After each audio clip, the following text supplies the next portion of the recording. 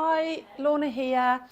This week I'm going to tell you all about a brand new sewing class that's coming to G&G Studio in September, and it's all about zero waste sewing. So if you haven't heard of it, zero waste sewing is a concept where basically you use as much of the fabric as possible, leading to less waste. So the pattern that we have decided to do for the class is by a sewing designer called Birgitta Helmerson, and this one is the zero waste cropped shirt, which I'm wearing today. So she also does have a book full of lovely patterns, which we stock here at G&G, but we also stock about 10 of her standalone PDF patterns. So this one is the cropped shirt. So this version I made in our vintage orchid textured cotton fabric, and it's absolutely beautiful to sew with. But the best thing about it was that I used a bolt end. So basically, the way that it works is that there are two size ranges, size 1 and size 2. And the whole zero waste concept is based on the fact that there aren't actually any pattern pieces. So it's done by your measurements, and it's a bit like a puzzle. So for the size 1, you just need 90 centimetres of fabric, and that's based on the wider width fabric. Or for the size 2, you just need 1 metre, and you lay out your fabric, and basically it guides you through how to mark out your pattern pieces, which a lot are rectangles, hence why it's a very boxy design, but it's all really clever. And this class will guide you through the whole process. It's being taught by a wonderful tutor, Alison, who is completely obsessed by this zero waste pattern. And I think even she's lost count of the number of versions that she's made. So she's going to be perfect to teach this class. So perfect for using bolt ends up with. I've already got my eye on another one downstairs to sew up another version. The class will be suitable for pretty much anyone as long as you are familiar with the sewing machine, because there's something for everyone in this class. You could be someone who has come on one of our jeans making workshops or made coats, but this is just a brand new concept to you. So I think just anyone has got something to gain from this class. The buttonholes, again, if you think that buttonholes are too difficult for you, I have literally just done a faux button placket on this one to save a bit of time, so I just sewed the buttons on. But if you wanted to learn how to use buttonholes, then this would be the perfect class for you. So as I said, there's no actual pattern pieces to make it truly zero waste. But if you are going to do multiple versions, like Alison and me, then you might want to make some paper templates with your pieces, so it just speeds up the process. And we would recommend using this Patterntrace Swedish tracing paper to do that, because it's just so durable, and it'll just be great for drawing out your pattern pieces on. So I hope that you're all excited as much as we are about this brand new workshop, and the link to book on will be down below. Hi guys, Becca here. So today I am wearing a fringe dress, which I made where I just straightened out the bottom of the hem out of a lovely viscose linen. Very cool. It's very hot here in Birmingham today, so a nice cool dress to wear in the heat. So you may have noticed on our socials and stuff over the last month that we've been paying quite a lot of attention to a certain bag, which is our Luskentire bag, which is these ones here. And that's because we had a bit of a Luskentire celebration in June. So I just wanted to talk to you a bit more about those today and show you the bag and talk a bit about the pattern and some other fabrics that you could use to make them up. So this is the Luskentire bag. It was designed originally by Lorna for one of our Sewing Society kits, and then we released the pattern afterwards. It's named after a beach in Scotland. Have a little Google, very beautiful. So it's a really nice big bag for like any kind of summer adventures, or like, you know, taking the kids to the pool, going for a picnic. I use mine on weekends away. It's a great size for stuff like that. It's got pockets in the front and back, one with a zip. Got one there as well, just a slip pocket. Got a really nice big drawstring inside so that you can fit loads of stuff in. Very good for fabric shopping as well. And then we've also recently done a blog post on how to add interior pockets, a free blog post that you can add a little water bottle pocket and a slip pocket to the inside as well. So really useful, versatile bag. So I just wanted to show you some other fabrics that you could use to make it up with. So these ones were made in some of our jacquard fabrics. I'm just going to pop that over here for now.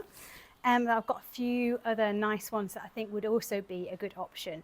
And I've made a few Luskin tires now and found that quite a lot of things work for it. As long as you've got a fairly stable fabric, it gets interfaced anyway, so that adds a little bit more body to it as well. So here we've got some of our lovely 7-berry fabrics, which if you like a print, I really think this one particularly would look really nice.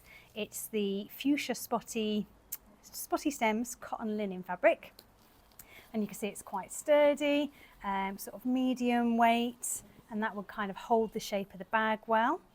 And then we've got this lovely navy one here, which is the Geo Stars on Indigo, actually, not navy, sorry.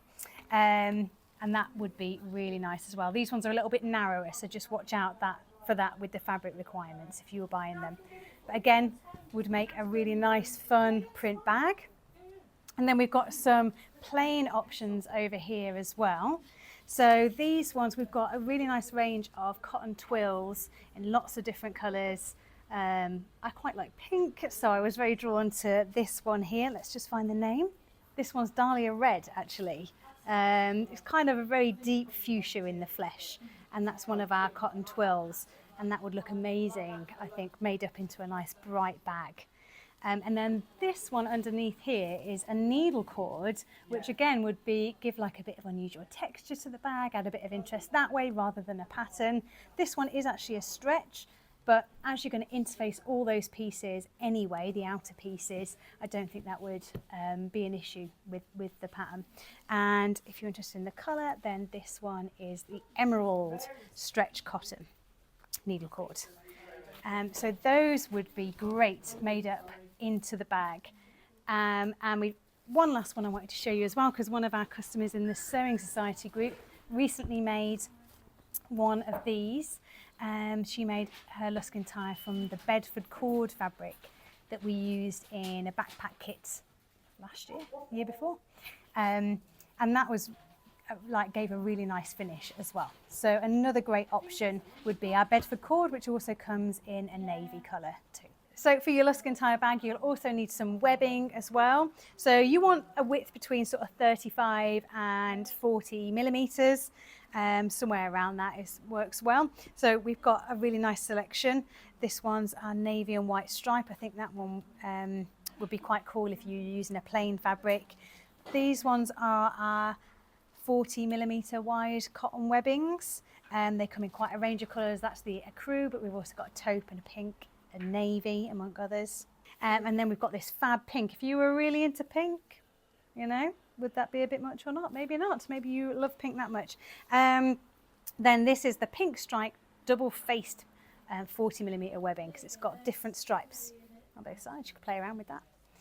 I also wanted to show you the buckram interfacing. So this is a really thick, I know that buckram interfacing is sort of referred slightly differently around the world. So this is what we've used in the kits and what we recommend when making the Luskin tire bag. It's a really thick interfacing that adds a lot of rigidity to the bottom of the bag, and you just iron it in basically. So this is what it looks like, and yeah, you can just order it by the 10 centimetres, however much you need. So a couple of frequently asked questions we get about the Luskin tire bag and pattern. So firstly, when you buy it, it's a PDF pattern and you trace out your own pattern pieces.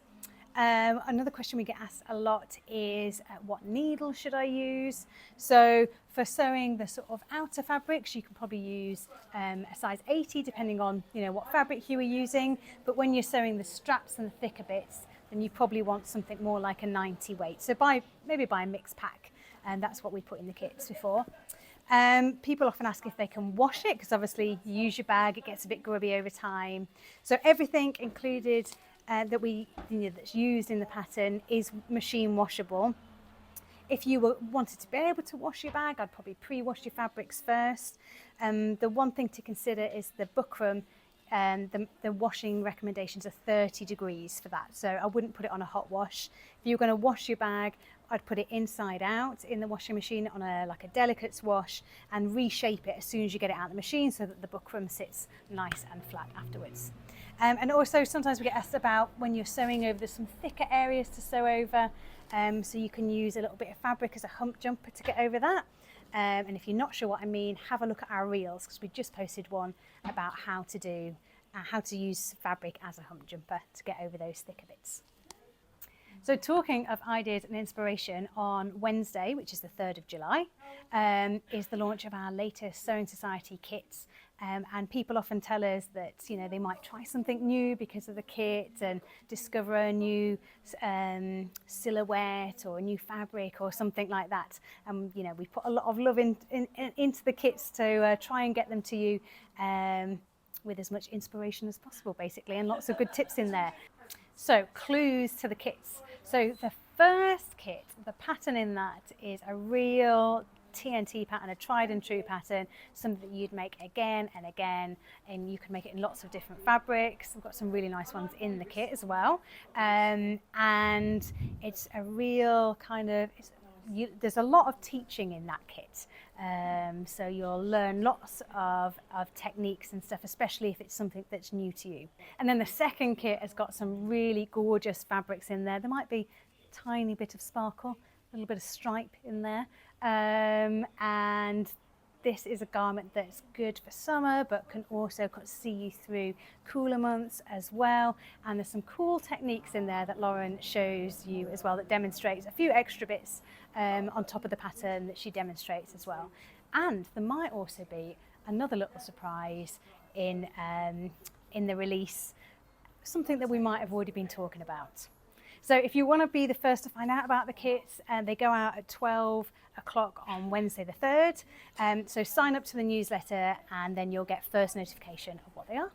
Hi everyone, thanks for tuning in. Hannah here. So today I'm wearing a completely handmade true bias outfit actually. I'm wearing the Zoey tank and the Maeve skirt, which both were actually Sewing Society kits. So just to let you know, we're not actually doing a staff video next week. We're all going to have a nice break, hopefully in the sunshine, but we'll be back the week after with some more lovely new things. This week we really wanted to show you the new autumn winter collection from Liberty, and the whole collection is called Curated Florals. Basically it's a celebration of all things floral. There's something for everybody if you're into florals, alongside our lovely Bridgerton collection that we have at the moment as well.